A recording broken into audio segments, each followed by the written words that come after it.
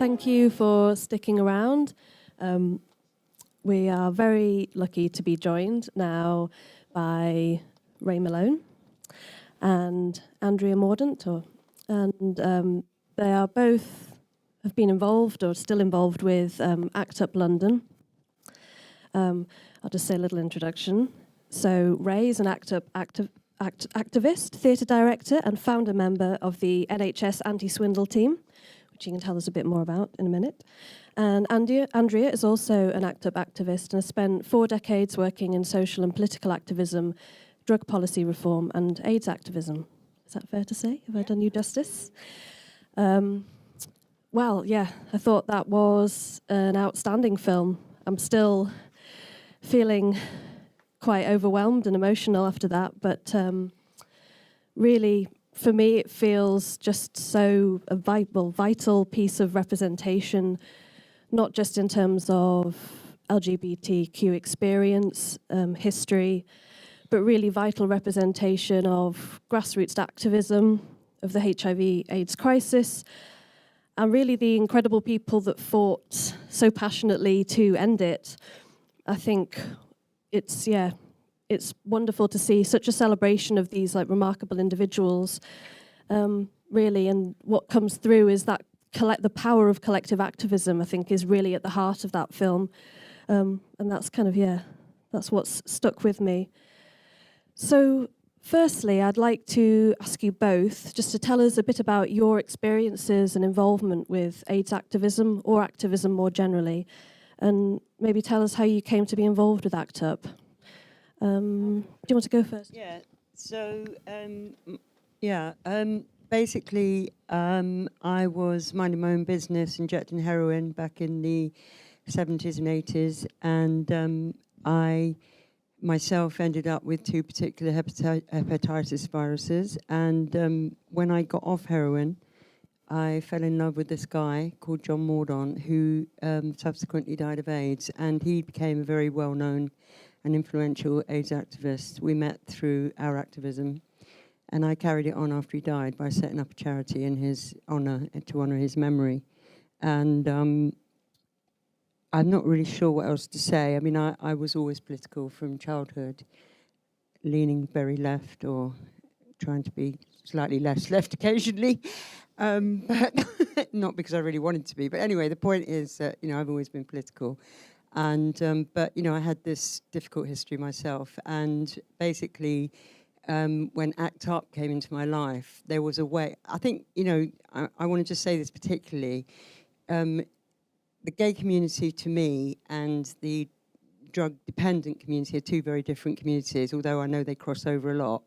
There's a much more obvious empowerment amongst particularly gay men and, more articulate lesbian women. So whereas drug users are kind of basically, it's all your fault, you brought this on yourselves, you're, weak and blah, blah, blah. There isn't really a, there is now a slowly, because of HIV largely, international drug user movement happening in the world. But, we are way back in terms, because we're still illegalized, basically. So anyway, that's me, thanks. I'm going to pick up and have a conversation as well about that. That I think something, hello, can you hear me?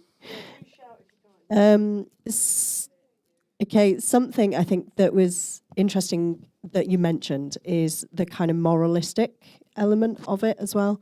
And at the time that the film was made, Ronald Reagan had promised to help fight HIV around the world, but he'd done it, the stipulation was that 1/3 of the money must have been spent in abstinence policies.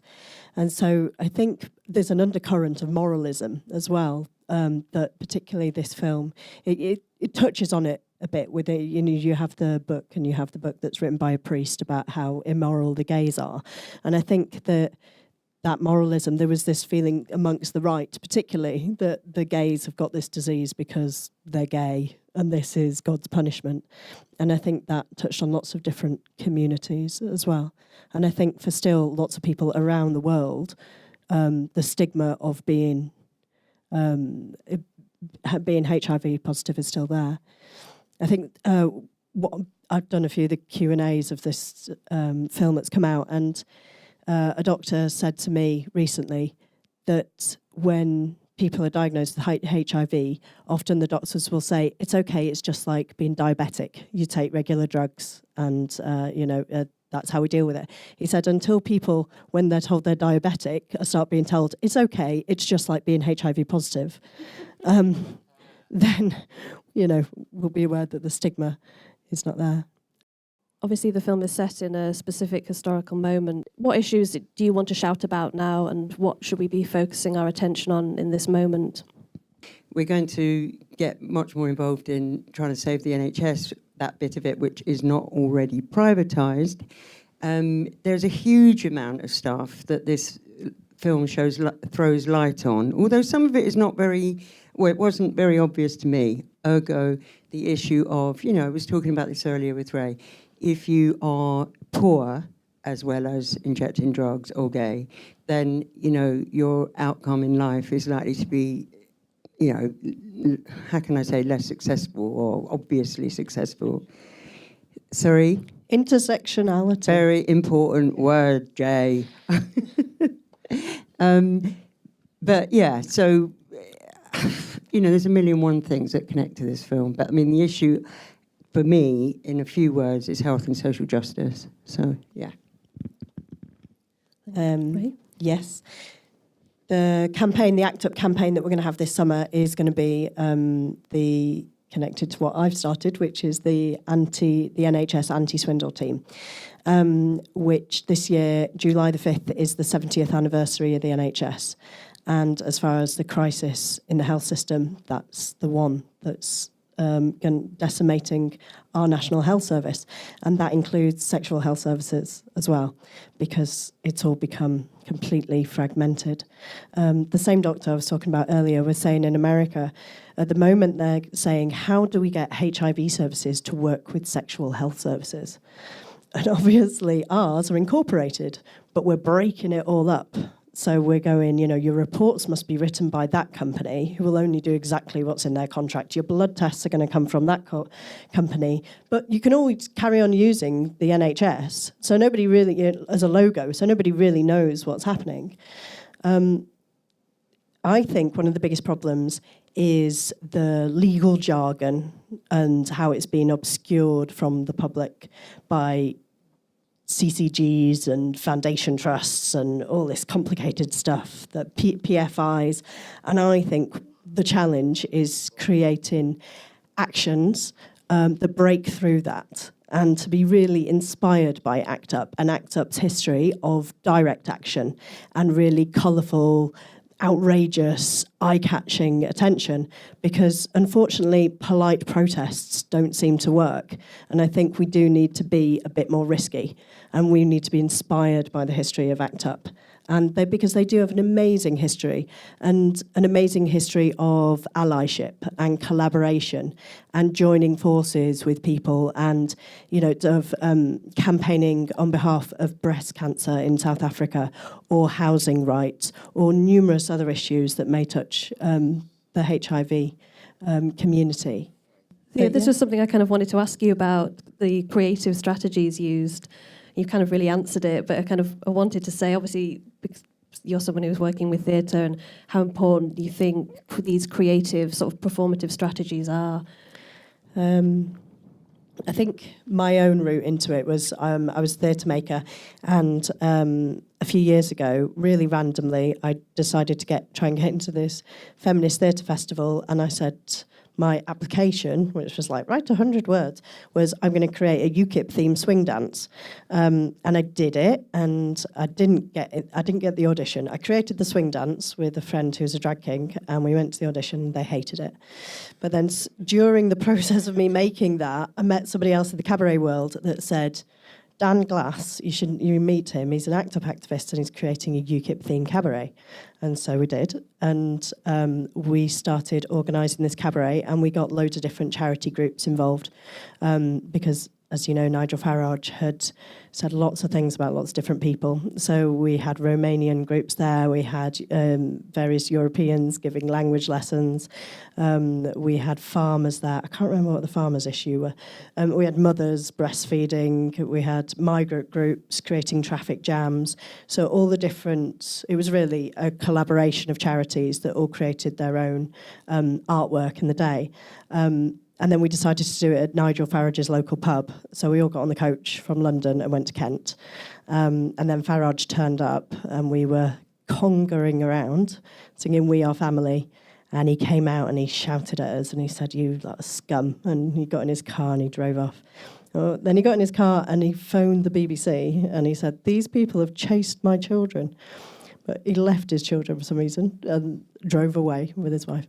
And so when we got back into town, we were all over the papers, and we'd had a really nice day out. We'd come and done a cabaret, and then the night, Daily Mail was all these scummy protesters.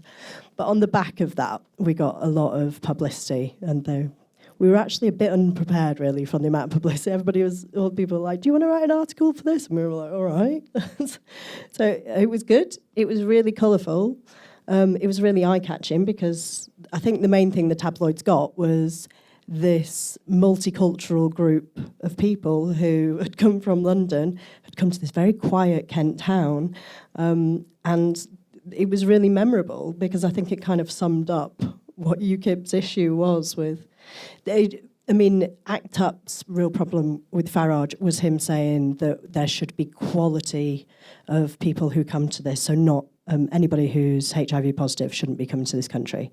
There should be sort of quality definition. And previously, Dan Glass had his action before that was to leave 0.5 ton of manure outside the UKIP offices in London. And because Farage talks bullshit, I'm not sure what but yeah, I know he'd phoned his legal advisor, and you never can say to a legal advisor, "Oh, we're going to do this, but we get in trouble." But he's like, "If you happen to leave 0.5 ton of manure on the street, what would happen?" And they were like, "Well, if somebody did that, as long as you can clear it up really quickly," and they were like, "So maybe leave something underneath it, you won't get in trouble." And we were like, "Okay." So put some plastic down, dump the manure there, and let them clear it up.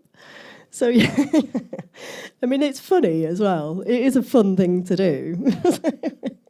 So yeah, I think we should do more of this because I think with the NHS as well. Put your hand up if you rely on the NHS here. Yes, see, all of us rely on it. So that's a reason. You can join up. I've even brought a sheet that you can sign. If you give us your email address, we'll include you in our emails and you can help us think of some creative ways to save the NHS. I wondered what you would say to people who kind of promote a quieter type of protesting. All I've got to say personally about that is that it seems to me that if you're still in a position to do what you call quieter protesting, you're not as desperate as me, who's living with several chronic illnesses, 2 of which are life-threatening, right? And I think that's what we need to be, getting out there. And that's what this film is so important about, because in those days, there weren't endless numbers of antiretroviral drugs that people with HIV could get access to. And even today, right, people who live with HIV can't always get access because of the postal code lottery system and so on. Not everybody wants to go out and potentially get arrested. That's fair enough. You might have a job where, you really can't get arrested, and obviously you might not want to go and bleed on virgin care offices. But there are other stuff, obviously, that people can do. So one of the things that we're trying to do with the anti-swindle team is attract creatives. So we've got graphic designers who are going to make, because we're going to target Richard Branson this year, and Virgin Care. And if you've been in a Virgin toilet, and I guess you might have done because Virgin trains, I came on a Virgin train today to Leeds, some of them say, "Don't flush your boyfriend's jumper down the toilet. Don't flush your hopes and dreams down the toilet. Don't flush." So somebody for us is creating stickers that say, "Don't flush the NHS down the toilet." So there's lots of things that you can do without having to be direct action. version. Another thing that we're doing as well is because one of the reasons we're targeting Richard Branson is because they've taken the majority of the private healthcare contracts. They've also just sued the NHS for £2 million because they failed to get a contract, which is just bonkers to me, how you can fail to get a contract but still take £2 million. And that was Children's Services in Surrey. So rather than just actively making money from sick people, they're taking it out of the NHS and they're taking it from the taxpayer into companies that don't pay tax in this country. It all goes to the British Virgin Islands. But also Richard Branson is just, everybody knows Richard Branson, doesn't he? There's the trains, or, you know, he was also quite, in a way, a kind of PR activist himself. Like, all his first PR stunts were, he signed the Sex Pistols and he took them to Buckingham Palace and he did all this stuff to make his brand really cool. And he's a bit of this weird anti-hero type, I think, where he's like, he started off trying to sign bands and now he's sucking blood out the NHS. So, yeah. So I just wanted to bring this back to issues of injection drug use for a moment, especially because Ray's alluded to Richard Branson. Now, Richard Branson, for me, is a person of great conflict because he's also recently become a great ally of drug policy reform. And anybody who is or has injected drugs will know that the HIV pandemic can only be stopped or reduced for that community if people are not criminalised anymore, if they have easy access to clean needles and legal drugs. Ergo, I would never have had to go out and buy heroin from the street, which is highly priced, selling sex and drugs and getting myself in all sorts of bullshit trouble, right? So, hold on, Ray, Jay, please let me finish, yeah? Because you know what? You could have turned up a bit more sober than you are tonight. Sorry, but you know what? It's got to be said. So he's done this, great thing. They've set up some, we're really important people promoting drug policy reform. Thank you very much. But don't at the same time. Personally, I'm furious with this guy. I could fucking knock him out, right? Because how dare he? Who the hell does he think?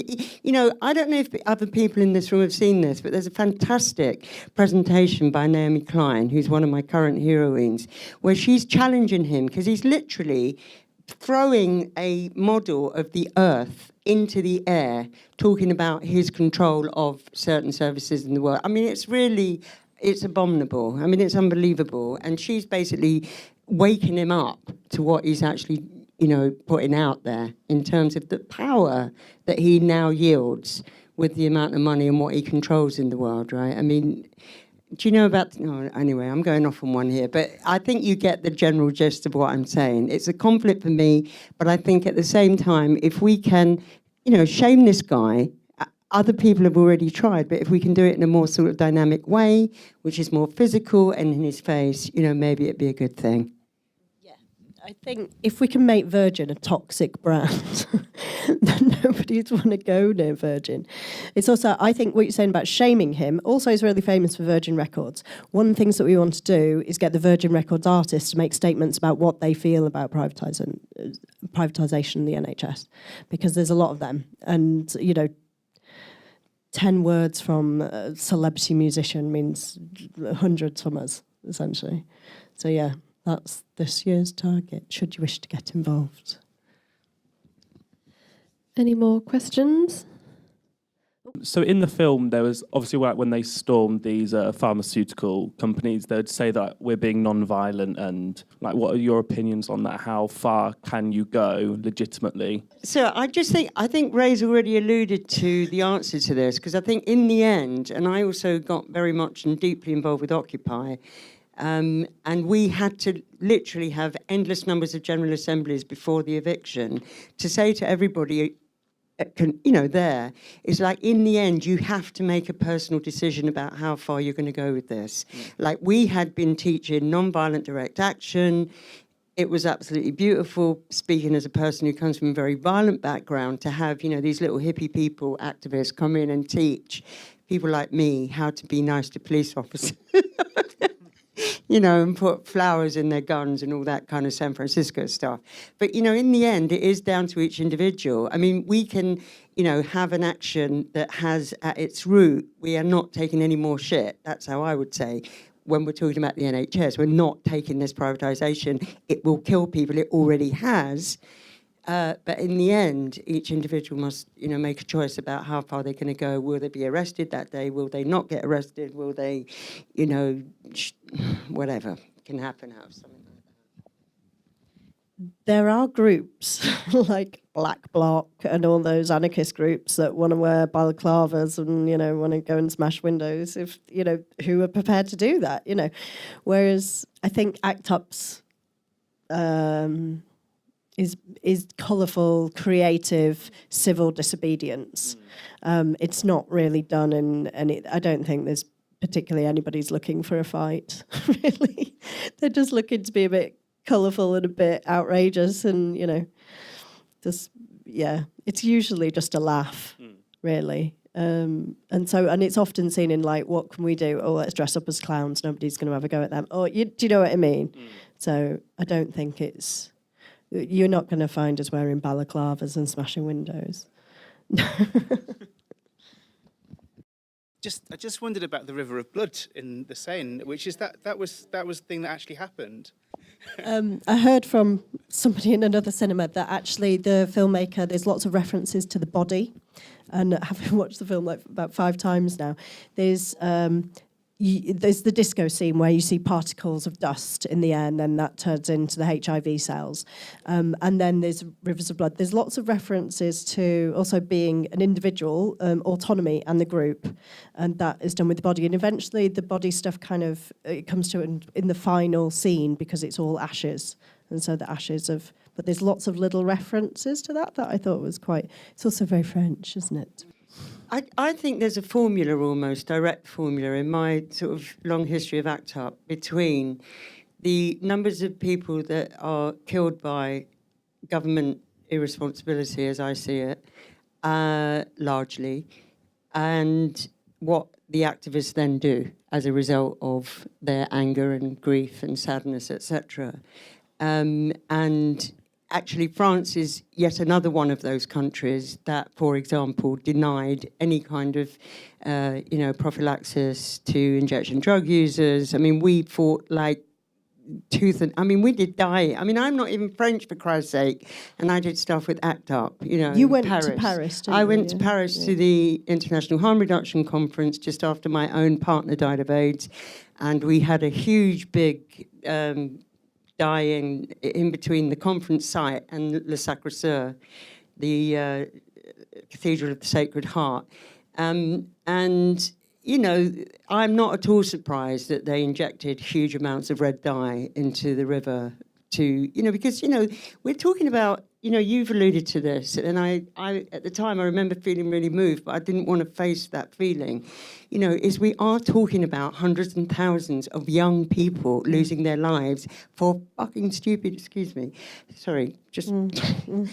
for really not good reasons. Why? This thing keeps going on in my mind at the moment, this sentence, which it goes like this, that millions of people in Southeast Asia, Russia, China, Iran are going to lose their lives because they couldn't get access to a clean needle. There is something seriously wrong with that. When we know, it's not, it's like we know how to make tea, right?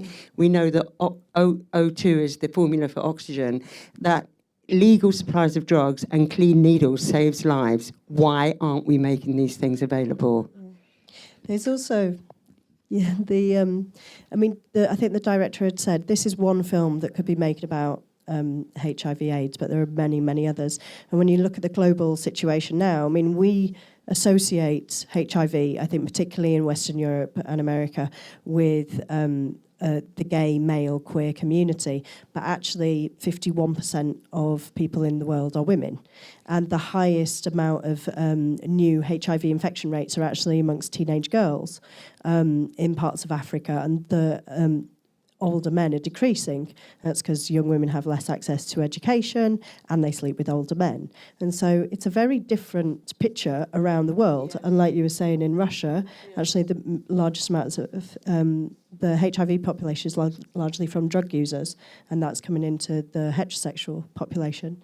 So I think it's worth mentioning that as well, because often we're all women here, but often it's usually a male panel. And actually, with the way you put that, occasionally- can I just allude, when we were first trying to get funding to save drug injectors' lives, that's exactly how Professor Jerry Simpson put it at the very first harm reduction conference. He alluded to the fact that we were heterosexuals, a lot of us, who were injecting drugs, and basically if Maggie Thatcher's government didn't get it together to protect us from this virus, we would probably, in our very irresponsible ways of behaving as junkies, infect this innocent heterosexual community.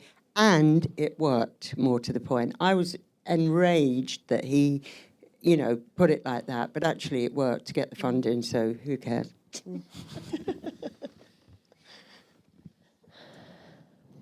Okay, I think we might be out of time now. But thank you so much for speaking to us this evening. Thank you, Ray and Andria.